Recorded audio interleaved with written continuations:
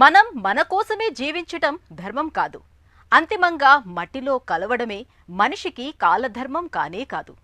అస్తమిస్తూ వెలుగునివ్వవచ్చు, మరొకరికి గుండె గుడి కట్టవచ్చు, మరణించిన తరువాత జీవిస్తూ ధన్యులు కావచ్చు.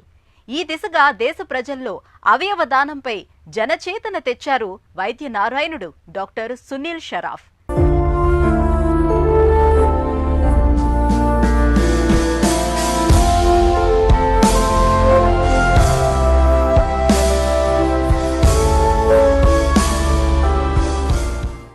దేశంలో అవయవదాతల స్ఫూర్తి ప్రదాత, మోహన్ ఫౌండేషన్ వ్యవస్థాపకులు డాక్టర్ సునీల్ షరాఫ్ అవయవ వితరణ విభాగంలో పెనుమార్పులు తీసుకొచ్చిన మార్గదర్శకుడు.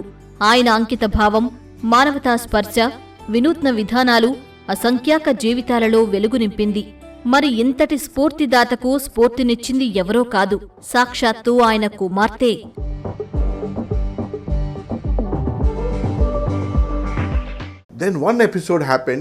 నాకు ప్రేరణనిచ్చిన ఓ సంఘటనను ప్రస్తావించాలి. మా అమ్మాయికి అప్పటికి 6-7 ఏళ్లుంటాయి. తన దగ్గర ఆర్గాన్ డోనర్ కార్డు ఉంది.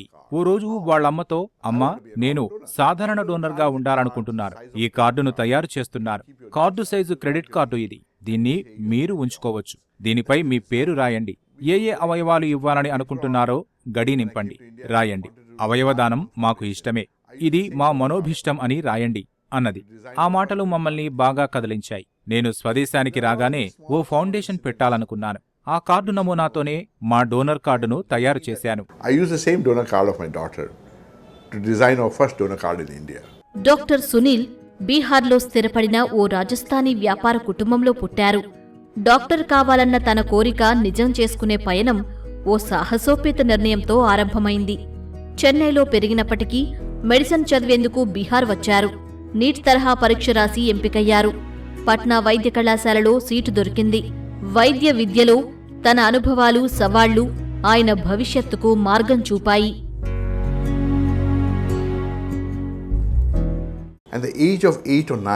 నా 8వ ఏట మేము చెన్నై వచ్చేశాం.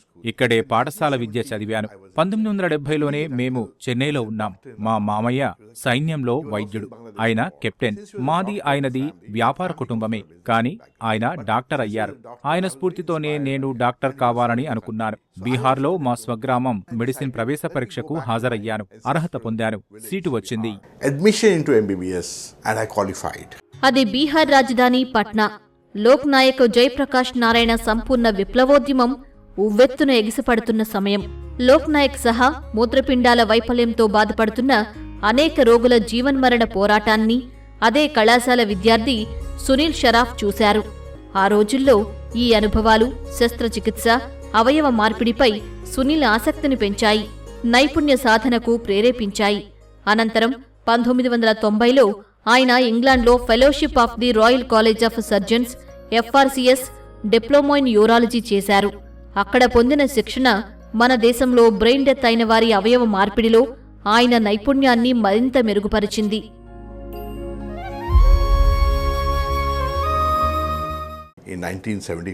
అది 1975వ సంవత్సరం. ఇందిరాగాంధీ ప్రభుత్వం దేశంలో అత్యవసర పరిస్థితిని ప్రకటించింది.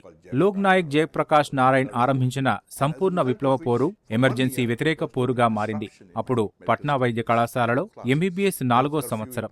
ఏడాది పాటు ఉద్యమం ఫలితంగా చదువుకో అంతరాయం ఏర్పడింది. పట్నాలో కర్ఫ్యూ. లోక్ నాయక్ జయప్రకాష్ నారాయణ్ ఆసుపత్రిలో డయాలిసిస్ చేయించుకుంటున్నారు. ముంబై జస్లోక్ ఆసుపత్రి వైద్యుడు డాక్టర్ మణి JPకి వైద్యం చేస్తున్నారు.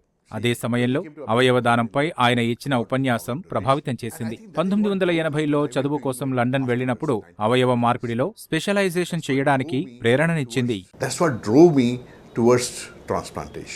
డాక్టర్ సునీల్ షరాఫ్ దార్శనికత, మానవతా పరిమళ వ్యాప్తికి చెన్నై శ్రీరామచంద్ర వైద్య కళాశాలలో సాగిన యత్నాలు మద్దతునిచ్చాయి.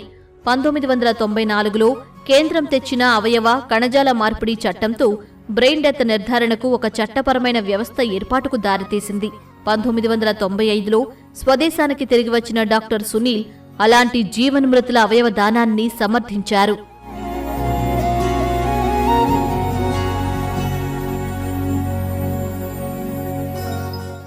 మోహన్ ఫౌండేషన్ చెన్నైలో 1997లో స్టార్ట్ చేశాము. మా founder managing trustee doctor Sunil Shroff. ఆయన యూకే నుంచి తిరిగి వచ్చి అప్పుడే 1994లో transplantation of human organs act అని పాస్ చేశారు. మోహన్ ఫౌండేషన్ అంటున్నాం అంటే multi organ harvesting aid network, సంక్షిప్తంగా Mohan.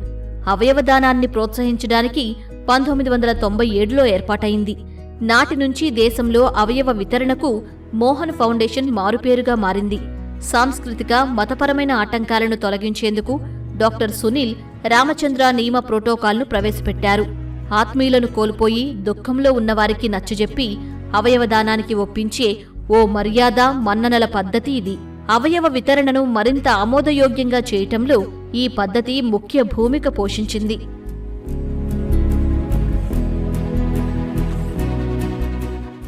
In 1995, I came back to India. నేను 1995 మే నెలలో స్వదేశానికి తిరిగి వచ్చాను. అప్పటికే భారత ప్రభుత్వం అవయవ మార్పిడి చట్టం తీసుకొచ్చింది. ఎవరు అవయవ వితరణ చేయవచ్చో, ఎవరు స్వీకరించవచ్చో తెలియజేస్తుంది. అంతేకాదు, బ్రెయిన్ డెత్ ను ప్రస్తావించింది. వారికి ఇష్టమైన వారు అంగీకరిస్తే ఆ జీవన్మృతుని శరీరం నుంచి అనేక అవయవాలను తీసుకోవచ్చు. Then you can take multiple organs from that body. 1996లో Chennai Shri Ramachandra వైద్య కళాశాలలో తొలి జీవన్మృత అవయవదానం ఒక మేలు మలుపు. అవయవదానంతో అనేక ప్రాణాలు కాపాడటం అదే ప్రథమం. దేశంలో ఈ ఘనత రామచంద్ర కళాశాల ఆసుపత్రికే దక్కింది. తర్వాత సేవలు అనేక నగరాలకు విస్తరించాయి. ప్రజలకు అవగాహన కల్పించటం, వైద్యులకు శిక్షణ ఇవ్వడం చేశారు. దేశంలో అవయవదానం పెరిగింది, ప్రాణరక్షక ఉద్యమంగా మారింది. హైదరాబాద్లో 2002 నాటికి స్థాపించాము. ఢిల్లీలో, చండీగఢ్లో, నాగ్పూర్లో, ముంబైలో, బెంగళూరులో, జైపూర్లో, ఇప్పుడు గత సంవత్సరము మణిపూర్లో కూడా స్థాపించడం జరిగింది.